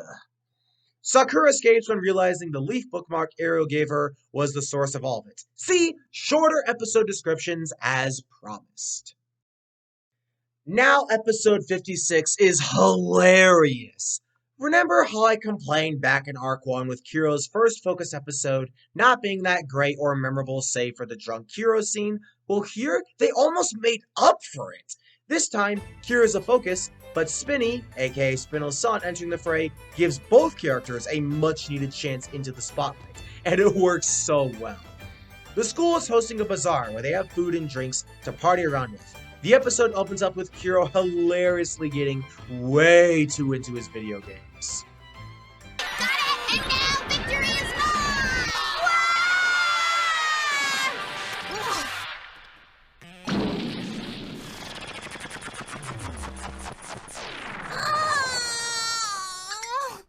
Why'd you yell out like that? My head's stuck in this dress. You know, Kiro would make a good Let's Player. Am I the one who thinks that? I think he actually might make a good Let's Player. If Kiro was a Let's Player and he drunk like chocolate milkshakes on the side of his clever sugargasms, I would subscribe to his channel in a heartbeat. You said cakes? I'm going as well. Huh? Okay. I'm sorry, I'm going off topic again. Sakura mentions the bazaar to Kiro, who hypes up for the sweets, as you can see. Sakura reluctantly allows it just as long as he stays out of sight. Meanwhile, Ariel and the Triad banter as they prep for the bazaar. Nakaru is all excited, like the Japanese schoolgirl she is. Eating too much chocolate can make you sick, but I'm gonna eat it anyway, cause eating chocolate makes me feel all warm and happy inside. Oh yeah, it's the best. Gee, Ruby Moon / Nakaru is gonna totally make it on American Idol, am I right?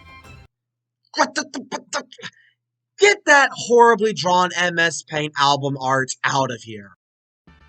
However, Spinel-san reveals he doesn't like sugar, much to Ariel's amusement. Nakaru teasingly nicknames Spinel-spun Spinny, who obviously doesn't like the name and is a big pouty face over it. He doesn't like the cute name. The day of the bazaar comes by, and Sakura helps out with Yukito and Toya, trying out the classes standard. Toya throwing in the perfect amount of snark in front of Yukito.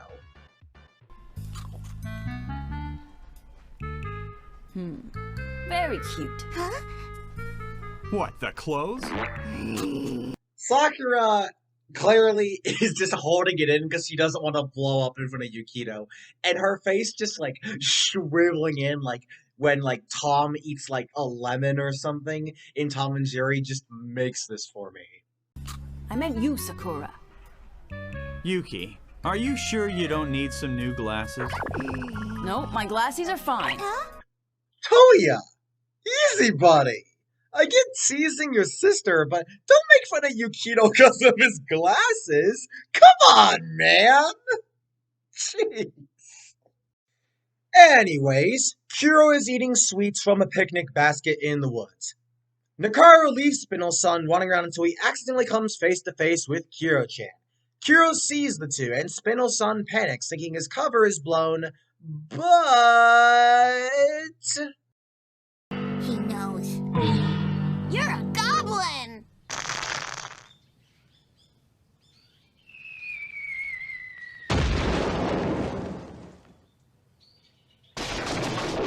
Now I know that nobody can sense our magical powers when we're in our borrowed forms.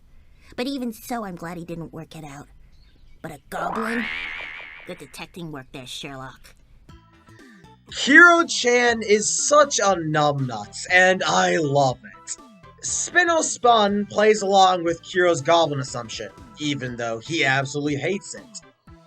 And to try and not blow his cover, he uses the same names Nakaru suggested, Spinny, though he does hate the name as well.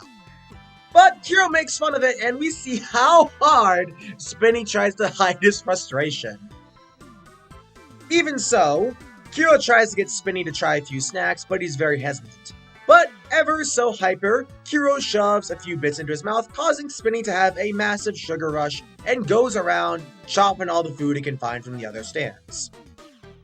Kuro tries to get Sakura's help, so she doesn't blame it on him, and she manages to convince Sakura to convert the sleep card to put everyone to sleep. However, by the time they do this, Ariel manages to get Spinny away and calm him down. Sakura, wow, I cannot read the script correctly, you guys. I'm laughing way too hard. Sakura successfully converted the sleep card, but Kuro has some massive explaining to do. And that was episode 56, a hilarious episode. Gosh, I swear, I'm getting stupider the more I read the scripts. I keep making more mistakes. Anyways. Episode 57 time. This is a good episode for strengthening Sakura and Shaoran's bond to a deeper level. Lee has mostly kept his feelings about Sakura hidden.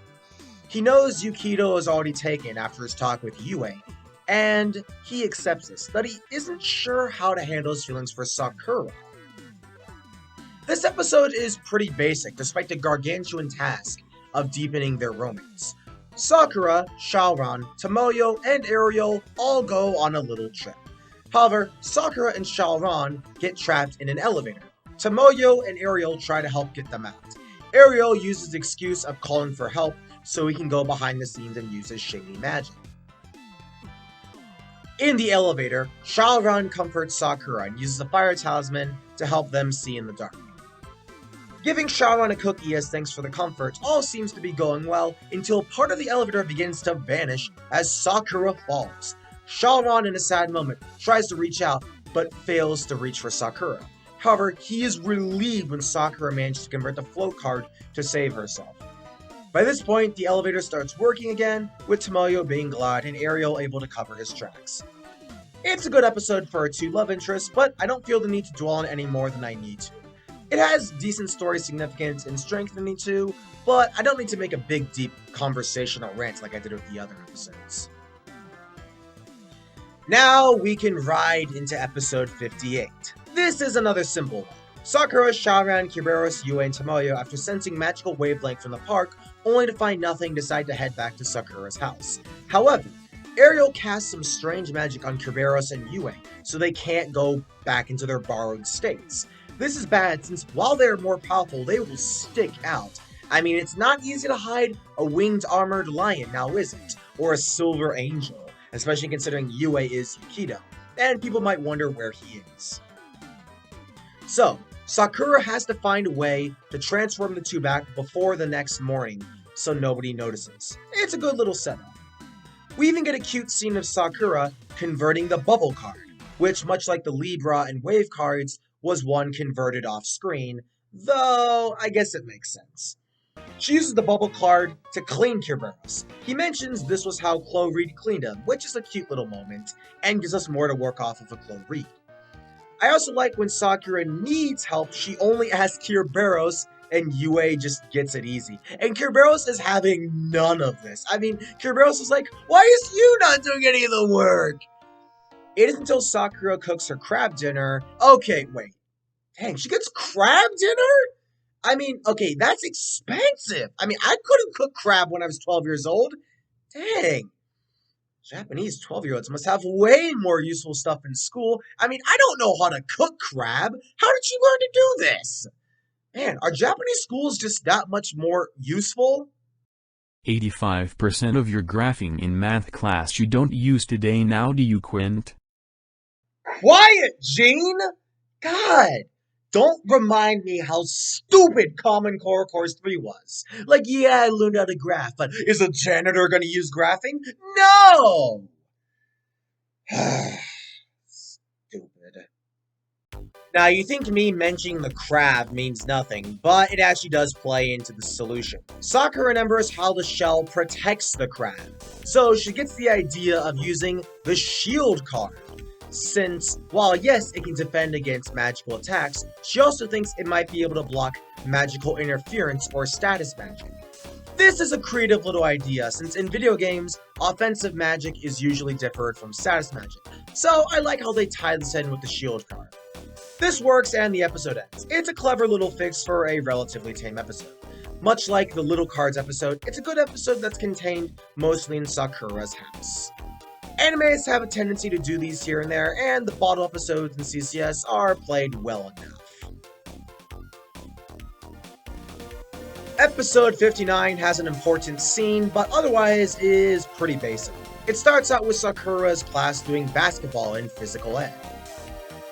Sakura does quite well in her one-on-one match of basketball. However, Shaoran is put against Ariel.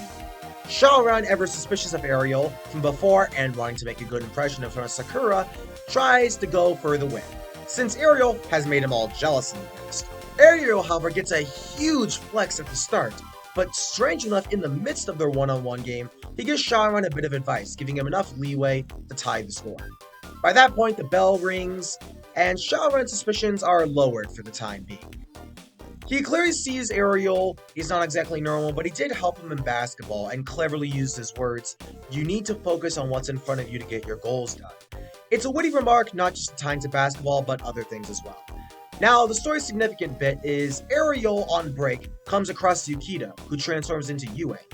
Ariel's surprised to see Yue force his transformation. Yue says he knows Ariel is connected to Chloe Reed. He sensed magical aura before and connected that Ariel is the source of it and therefore is connected to Chloe Reed in the many encounters. Yue, despite getting Ariel's compliments for good detective work, gets his memories wiped for the time being. He transforms back into Yukido and Ariel lies so Yukido doesn't find him too weird. I've said it before and I'll say it again. Ariel is very keen when it comes to using his words. We as the viewers know he is suspicious, yet the way he talks and uses very select words is more than enough to fuel a lot of the gullible people in this anime. I mean, so many people are very gullible in this anime, so it makes sense that Ariel can really fool them. I mean, this is why he's such a good villain. The rest of the episode is just okay though. Ariel's newest scheme has a bouncing basketball in the school at night, which lures the card captor into rooms that randomly transport them to other rooms. Tomoyo gets separated, but Sakura uses the shadow card to lead them through the randomly spawning room doors and get them to Tomoyo, and they rejoice. The last bit of the episode has Shaoran try to confess his feelings, but Kyo-chan tries to steal the spotlight on Tomoyo's camera, which has a brief scuffle between him and Shaoran to end it off. Probably the weakest episode so far, but it's much better than the meh episode in Arc 1, and I'd happily rewatch it, unlike others. Like I said, there's no bad episodes in Arc 2, just some that are stronger than others. Now, episode 60 is where we finally hear back from Mei Ling. She will also visit for a bit, so that's nice. Xiaoran finally decides it's time to tell Mei Ling about his feelings for Sakura, since she still remembers the fiancé promise they made as kids. He calls her in order to try and set up a face-to-face meeting in the future, but is surprised when Mei Ling immediately comes over the next day. Okay, how did you not see that coming, Xiaoran? I mean, seriously. She arrived in Tomato with no warning the first time, so what did you expect? The group go to Penguin Park only to be attacked by all the penguin statues. And I have to ask, how many magic encounters have the group faced at Penguin Park? I swear this location is reused so many different times. I mean, okay, it's not a bad location. I actually rather like the park, but you'd think the group might catch on to the many times Penguin Park had strange magical activity, or the devs might use other more creative locations like the woods, or the mall, or wherever. Anyways, Sakura converts the freeze card, and with help from both Lee's siblings, they get the job done. Xiaoran Li later that night tells Mei Ling Li, who is heartbroken and happy for Xiaoran. Tomoyo actually is the one to comfort her, and it's a nice little bit. Sakura confronted Mei Ling back in the Twin Card episode in Arc 1, but I like it how Tomoyo even indirectly mentions a personal example of how she can relate to a similar scenario. Obviously, this being her crush on Sakura.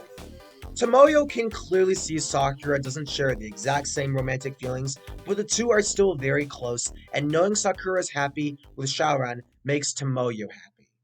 Plus, Tomoyo still gets to do what she loves in recording Sakura, and it's all fine. I'd rather like Tomoyo bringing personal circumstances into this. Of course, it's not directly said, but it's blatantly obvious what Tomoyo refers to.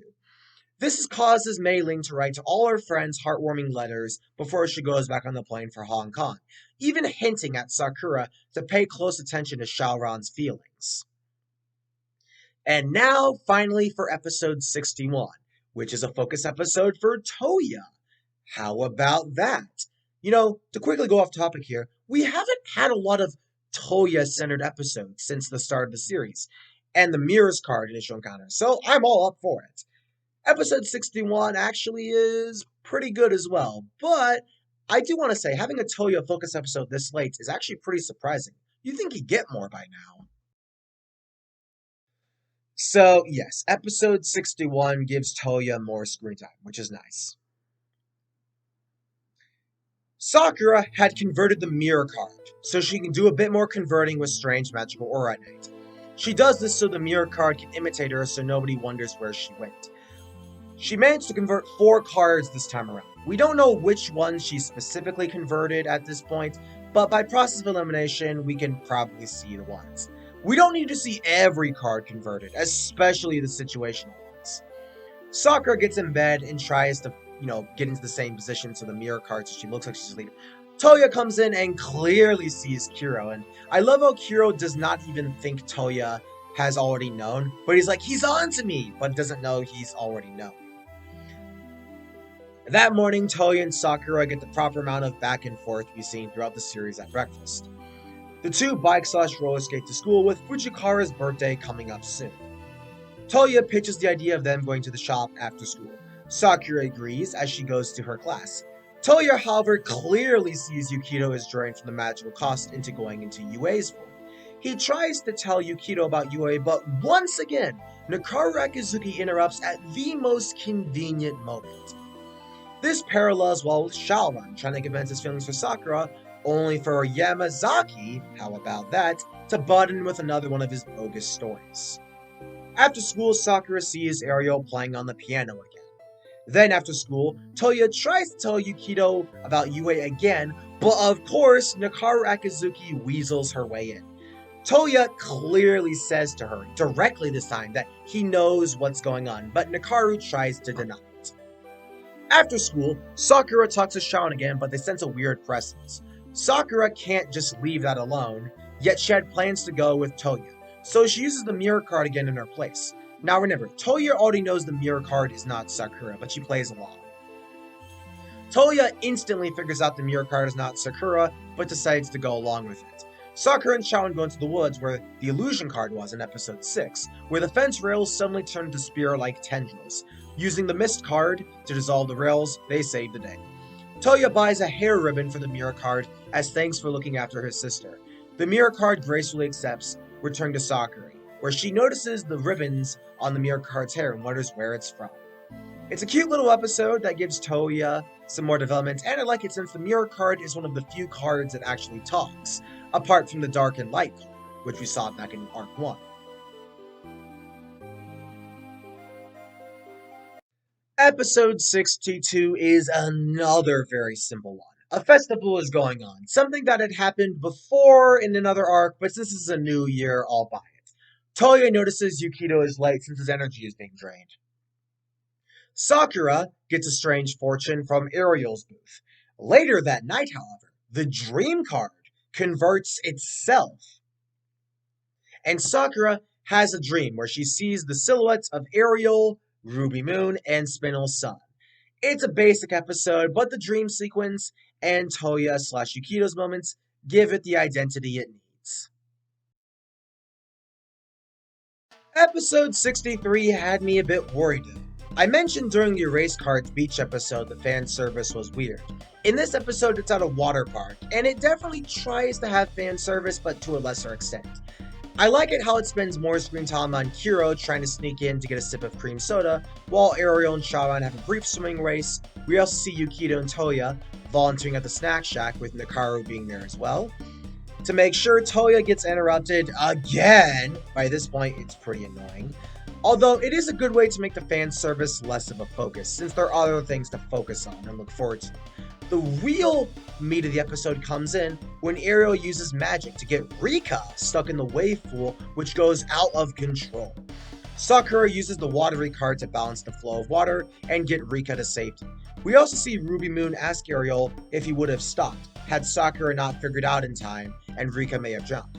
Ariel says he wouldn't have drowned her, but he does want Sakura to transform all the cards. It adds that bit of mystery to Ariel as a villain. We see he's up to no good, but he's not evil enough to drown an innocent. Yeah, try telling that to Tomoyo in the Water Torrent episode. Okay, I know I'm overanalyzing, but I just wanted to point that out. So Ariel does get turned on by being a sadist then. God, now you're overanalyzing, Gene. Shut up! Episode 64 is the skiing episode. Probably the most basic one so far. Sakura and Ariel get caught in a snowstorm and an avalanche. Of course, Ariel planned this out, but Sakura manages to convert the time card to stop the avalanche, but passes out. However, Ariel manages to stop the avalanche before it can topple Sakura, saying it's too early for this, and even indirectly says to the sleeping Sakura that the avalanche might have been caused by him. Of course, she doesn't hear it, but still. It's basic, but I will take it over the slower episodes in Arc 1. Again, no bad episodes in this arc, just ones I prefer over others. Episode 65 is another great focus for Toya and Yukito. It has Nakaru Akizuki directing a film. Toya and Yukito are acting in it. Sakura gets a role as well. They're doing a detective flick, believe it or not. Alright, interesting. The group also don't pick up on the mansion they're filming in is Ariel's own house. During the filming of the climax, where Toya/Yukito confront each other in a detective criminal climax, that those kind of movies usually have, Yukito passes out and falls off the balcony during filming. Sakura slips in the previously converted Windy card to break his fall with no one noticing. Toya helps the vanishing Yukito to a bed to rest up. Toya knows it's now or never, since if he doesn't tell Yukito about Yue, he will vanish for good. Of course, Nakaru has the nerve to interrupt, but finally, Toya gives her the door slam that Nakaru Akizuki had coming, and it's really satisfying. Okay. I'm speaking privately with Yuki. Don't interrupt. Right. Darn it! Ah! You finally got what you had coming. Well played, Toya. Well played. Yue is finally able to transform in front of Toya. Toya says he wants to save Yukito/Yue. Yue reveals that in order to save Yukito and Yue, he must give up all of his magic, which means he won't be able to tell when Sakura is in danger or see Nadeshiko's angel. Toya, however, gives up his magic to save Yue, since even though he was able to sense when Sakura is in danger and see Nadeshiko's angel, he knows that the magic would be better in the hands of Yue, since Yue would be able to protect Sakura better than Toya could. So Toya sacrifices his magical powers in order to save Yue. Therefore, Yue does not need to leech off of others in order to survive, meaning he can live on his own. It's great, and easily the best Toya Yukito focus episode, no question. Episode 66 continues off of this a bit, though I wouldn't consider it a two-parter. It starts out with the group watching their detective flick they recorded. There is a little festival, I don't think it's a festival, maybe just like a little parade, a party, I don't know, going on. And Sakura has plans to take Yukito into the Star Tent. She does this to try and confess to Yukito, but he reveals that he's already into someone else, aka Toya, and also hints at Sakura that someone else is actually looking for her. A strange magical presence appears as Yue transforms. Sakura wants to try and find out who the source of the magical energy is, so she converts the illusion and the maze card to trap any nearby people. She gets Ariel in, who compliments her for finding a way to figure it out, but erases her memories because it's still too early. It's a clever tactic, but Sakura unfortunately won't remember until the very end. The episode ends with Sakura and Shaoran on the swings. He comforts her, and this is where he reveals his feelings to her, though Sakura only slightly picks up on it. Episode 67 is another short and sweet one. The night festival happens. Wow, we're having a lot of festivals this arc. Just wanted to say I noticed that. And the group go out to a lake where a horse-like creature emerges from the water and attacks them. Sakura converts the lightning card, which finishes it off, but of course it causes the power to go out. However, she uses the glow card to cover her tracks. It's a good short little episode, though I'm gonna be honest, it's probably the least talkable episode of all of them. There are other episodes I had more to say, but this one just gives me the least to say. It's still enjoyable though. Now, to quickly stop and mention a brief thing. Much like how the Glow Card arc finale is separated into 3 episodes, this arc has a 3-part finale as well. And of course, since these are the finale episodes, they're going to get the long description treatment as they should. So,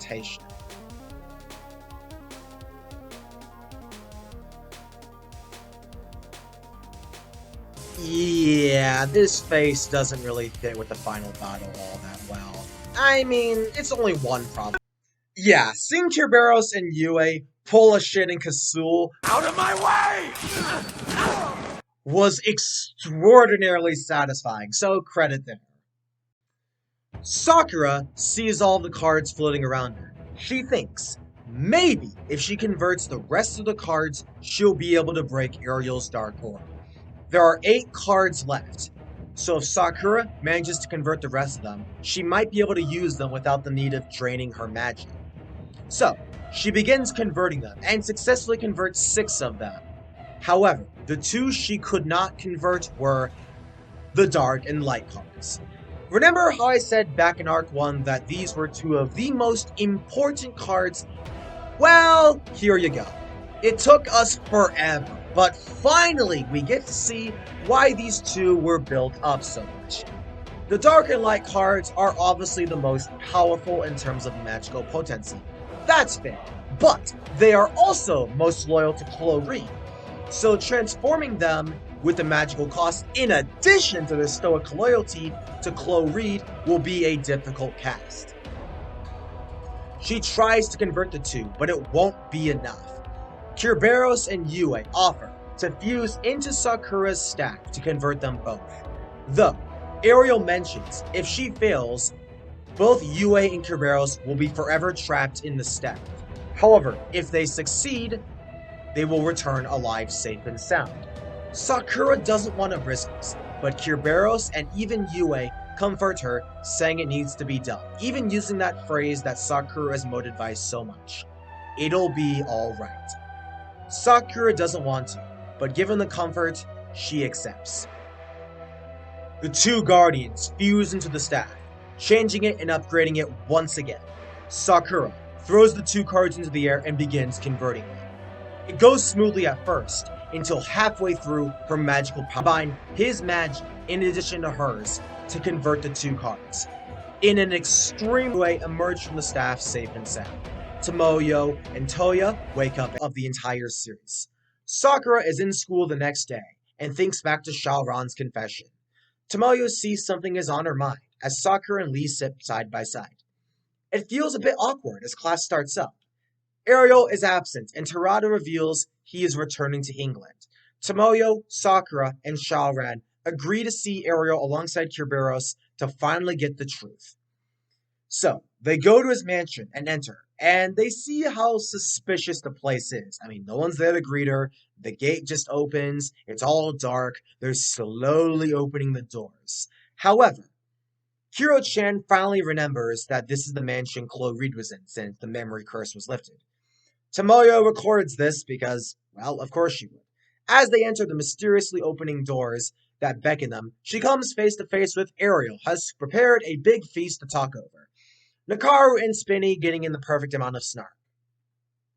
Ariel reveals he sets up all these scenarios so Sakura would convert the cards and gradually and not endanger herself by converting them all at once.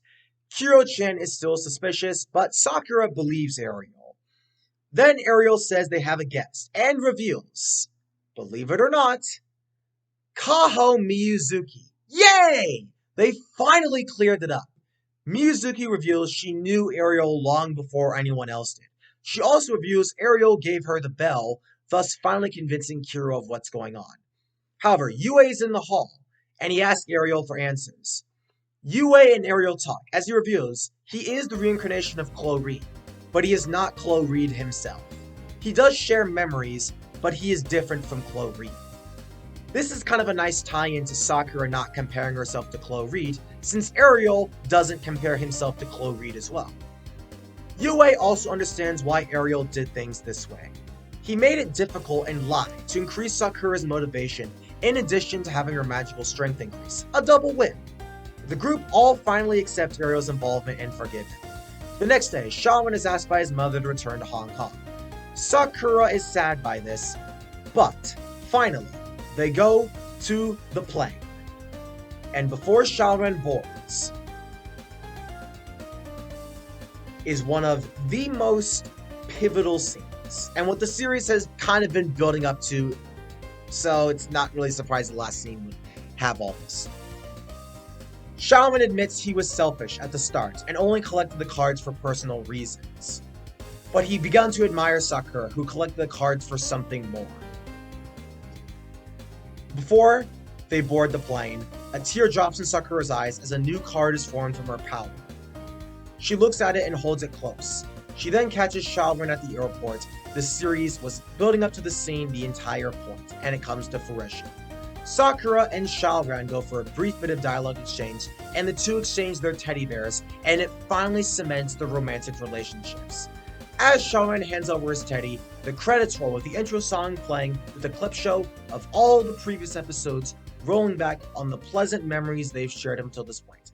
The final shot is of Sakura at the airport holding the bear as the card that was formed from Sakura's tear, the love, fills the screen and the series ends.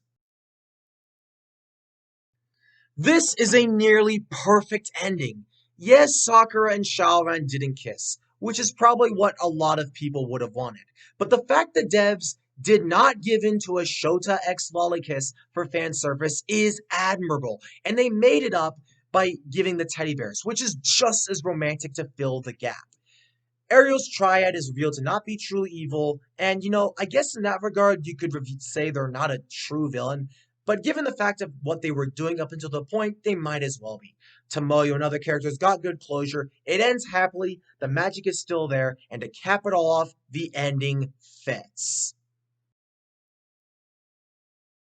I absolutely love this arc. It's the definitive story to Cardcaptor's Sakura. Easily in my top 5 contenders for magical girl anime arcs, period. Now, I will admit, this is not number 1. for a few reasons, but honestly, the fact that it's in top 5 is a strength of its own. And yes, you can complain the ending is a little too sudden. But if you want more, you do remember what I mentioned about the movie, since the first movie takes place between the Christmas special and the UA Final Judgment. The second movie takes place after this and gives the closure for all the other little bits. So if you have a hankering for an ending that fills up the little plot holes, the second movie does that brilliantly. I want to say, I like both movies. They're good in their own rights, and the second movie has the better ending, honestly. Since I said this is nearly the perfect ending, but the second movie is the perfect ending. Though I will admit, the story in the soccer card arc up until that point is better than the second movie's adventure. They're still good, though. I might review the movies, but given how hard it is and was to get this through YouTube's copyright rules, I might not review the movies. I might do a brief speech, but I won't show clips like I did here. But all in all, this is an excellent end to the final arc of Card Captor Sakura. I love this arc, and this is what, again, opened my eyes and made me see this series for what it is. A really fun time that does so many things right that pleasantly surprised me. I'm Quinn866. Have a— But Quint, it's not over yet. Damn it, Gene! I just said I wouldn't be covering the movies! No. I meant when you said the final arc. You still have one more to go. I mean, you said there were 3 arcs, and as far as you have gone, you've only done 2. Do I have to explain this again, Gene? I said before, technically, the Clo Card arc is split into 2 arcs. The Clo Gathering and the Clo Sealing. Though, it was presented that way at the time, with it being labeled as 2 different seasons with a new intro and outro. All the modern-day streaming services like Netflix, Hulu, what have you, mash it together. So I did it for my review as well, since it would just be stupid ending it at the Christmas special. And, even though, the ending wasn't, perfect here, the movies filled in that gap. And, what else could they possibly add? This right here. What do you mean? There was nothing else that could have possibly—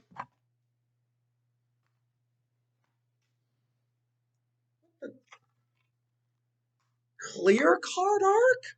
What is this? This isn't a thing. This is not real. I mean, looking at these discs, I get, feelings of... Last night, I had a dream. I believe you too. Great, it looks like you found yourself another victim. Are you happy now? For right now, all that we can do is wait.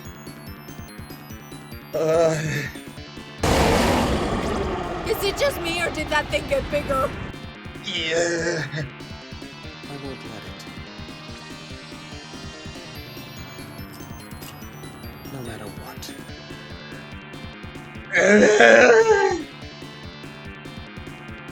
Wait a minute. Oh, nice try, Gene. Oh, you had me going for a second, but I'm not gonna buy this bootleg pirated stuff. Tell that to your Amazon order history.